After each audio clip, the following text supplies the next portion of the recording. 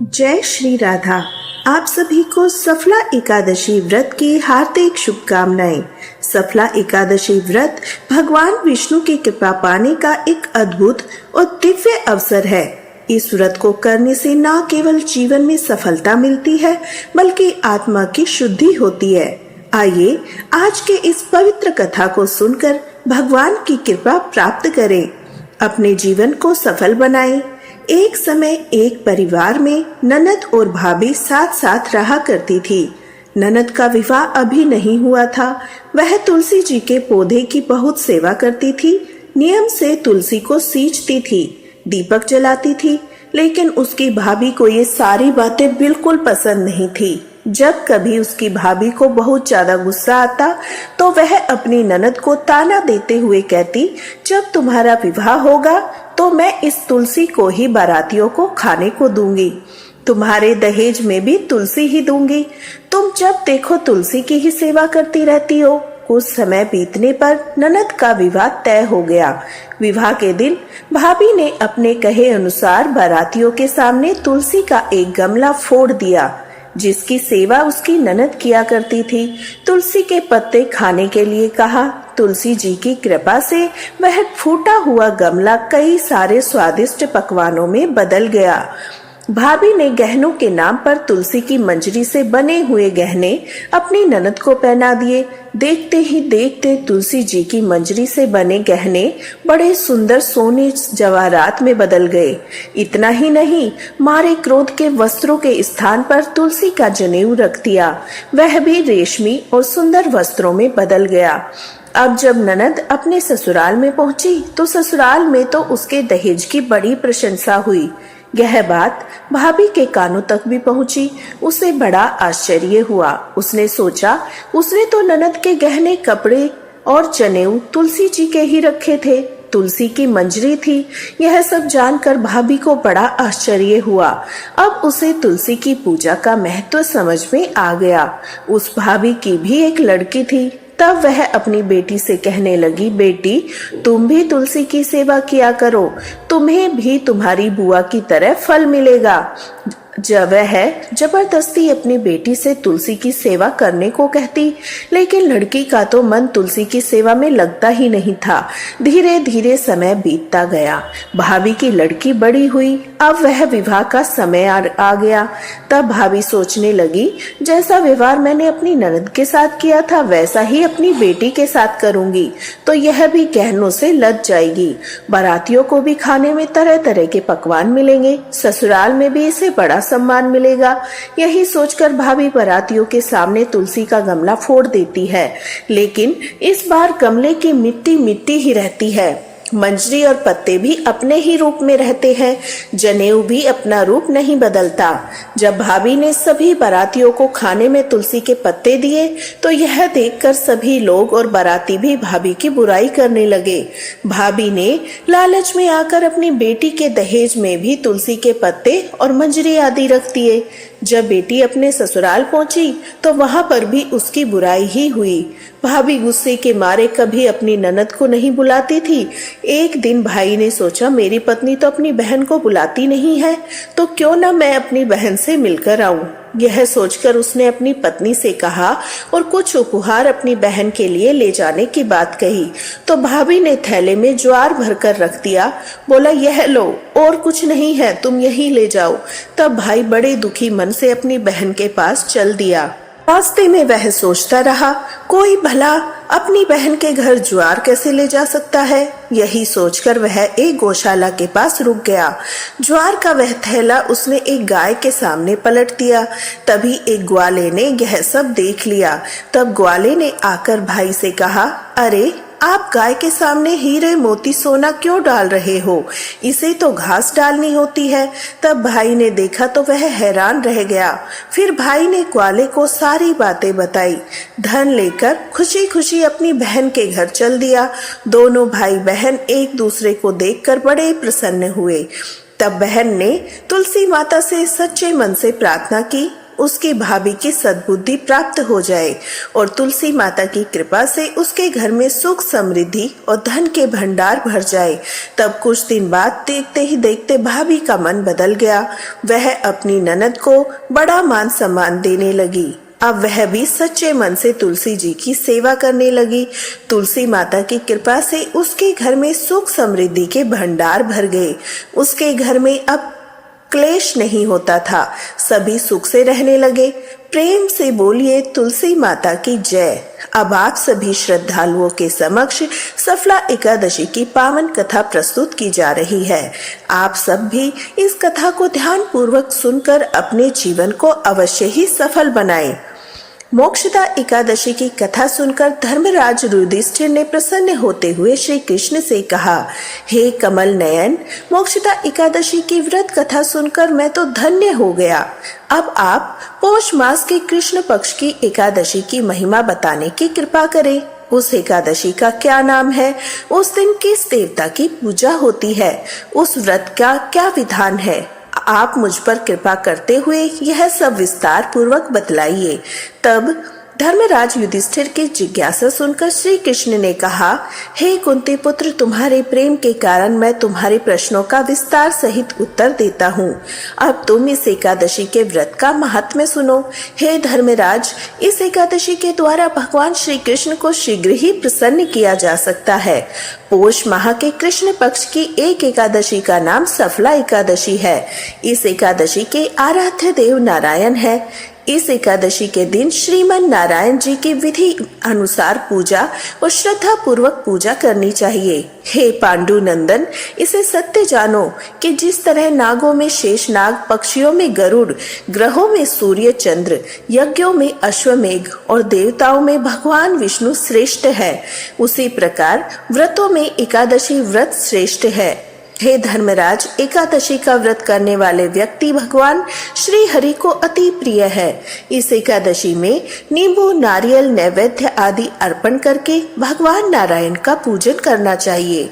मनुष्य को 5 सहस्त्र वर्ष तपस्या करने से जिस पुण्य फल की प्राप्ति होती है, वही पुण्य श्रद्धा पूर्वक रात्रि जागरण सहित सफला एकादशी का उपवास करने से मिलता है। हे युधिष्ठिर महाराज, अब तुम सफला एकादशी की कथा भी ध्यान पूर्वक सुनो।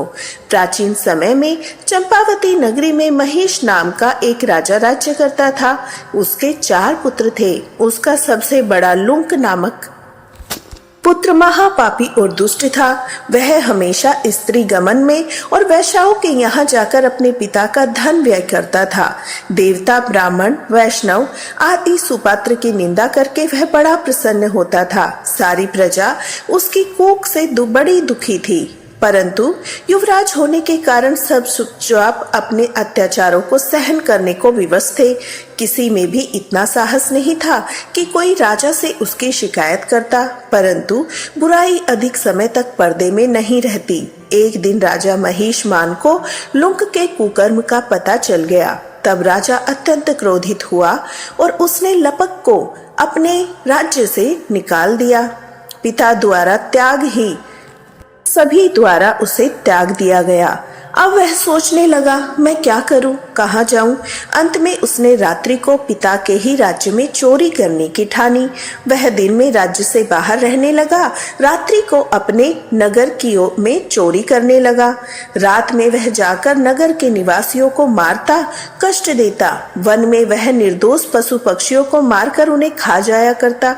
किसी रात जब वह नगर में चोरी करते पकड़ा भी जाता तो राजा के डर से पहरेदार उसे छोड़ देते थे। कहते हैं कभी कभी अनजाने में भी प्राणी ईश्वर की कृपा का पात्र बन जाता है। ऐसे ही कुछ हुआ लुंप के साथ भी। जिस वन में वह रहता था वह वन भगवान को बड़ा प्रिय था। उस वन में एक प्राचीन पीपल का वृक्ष था। उस वन को सभी लोग देवताओं की क्रीड़ा स्थल मानते थे। वन में उसी पीपल के वृक्ष के नीचे महापाप लुंप रहने लगा। कुछ दिनों बाद पौष माह के कृष्ण पक्ष की 10वीं तिथि के दिन वस्त्रहीन होने के कारण लुंप तेज ठंड से मूर्छित हो गया। ठंड के कारण फिर वह रात को सो न सका। उसके हाथ पैर अकड़ गए। बड़ी मुश्किल से बड़ी कठिनाई कठिनाई से वह रात बीती, किंतु सूर्य उदय होने पर उसकी मूर्छा नहीं टूटी। वह ज्यों का त्यों सफला एकादशी की दोपहर तक वह मूर्छित पड़ा रहा। जब सूर्य के तपने से उसे कुछ गर्मी मिली, तब दोपहर में कहीं उसे होश आया। वह अपने स्थान से उठकर किसी तरह चलते हुए वन में भोजन की खोज करने लगा। उस दिन वह शिकार करने में असमर्थ था, इसलिए पृथ्वी पर गिरे हुए फलों को लेकर पीपल के वृक्ष के नीचे गया।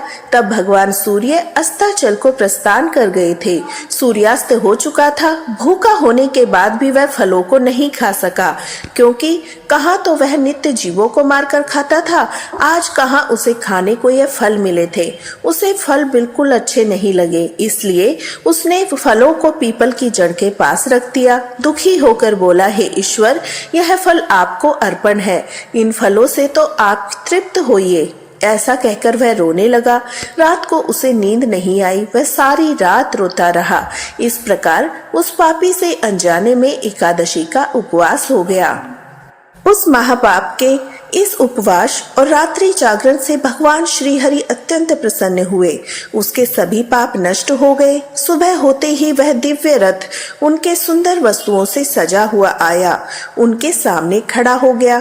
ठीक उसी तरह आकाशवाणी हुई, हे युवराज, भगवान नारायण के प्रभाव से तेरे सभी पाप नष्ट हो गए। तू अपने पिता के पास जाकर राज्य प्राप्त कर।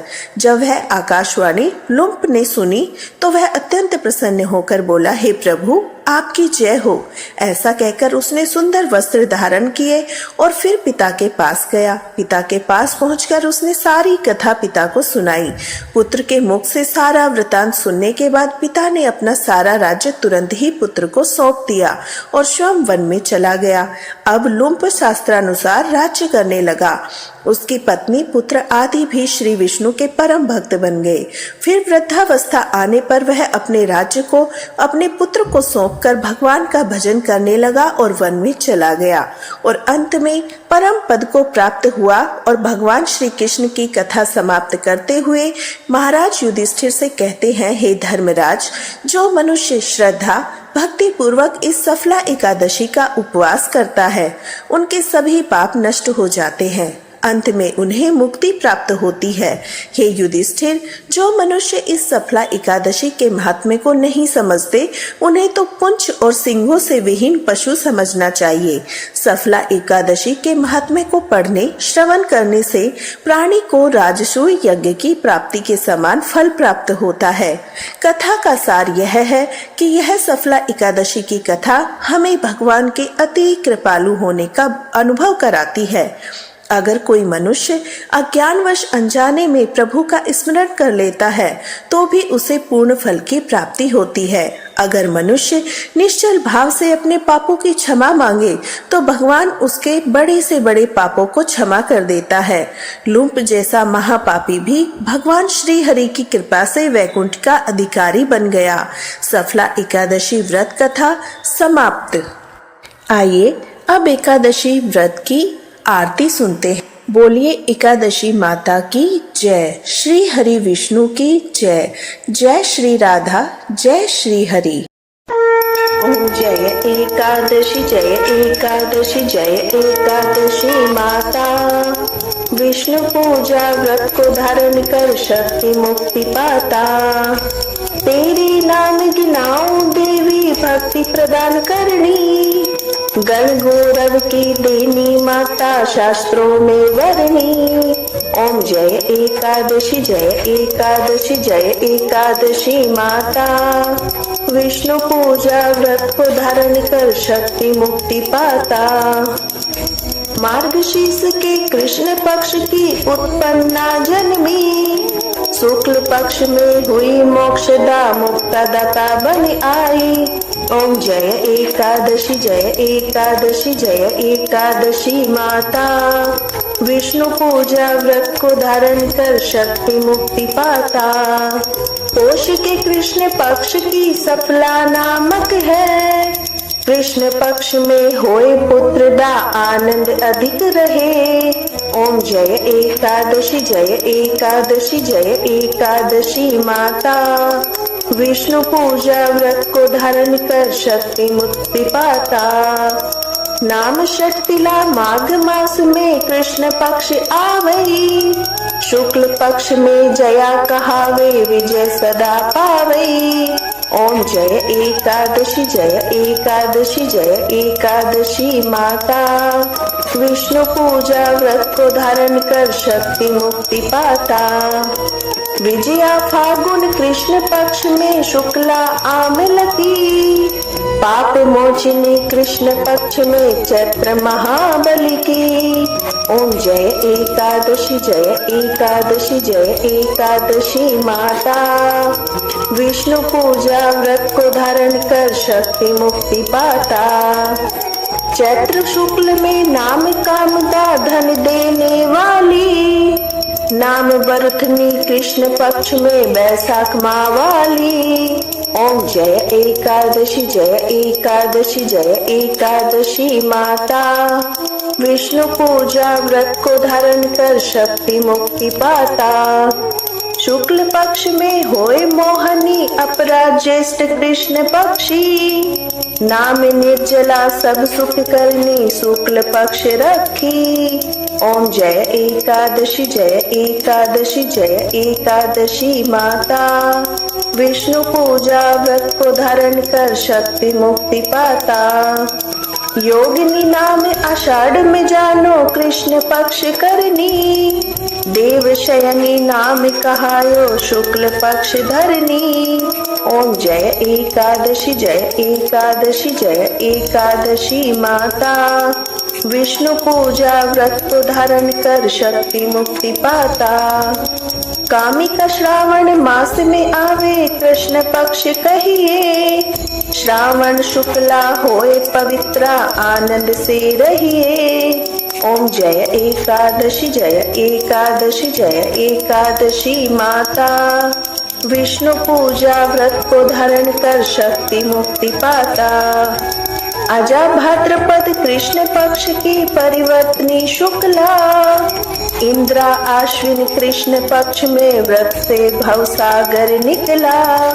ओम जय एकादशी जय एकादशी जय एकादशी माता, विष्णु पूजा व्रत को धारण कर शक्ति मुक्ति पाता।